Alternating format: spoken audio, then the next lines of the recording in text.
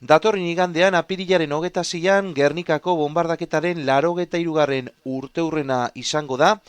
Data honi begira, Gernika batzordeak deialdi hau burutu du bideo bidez.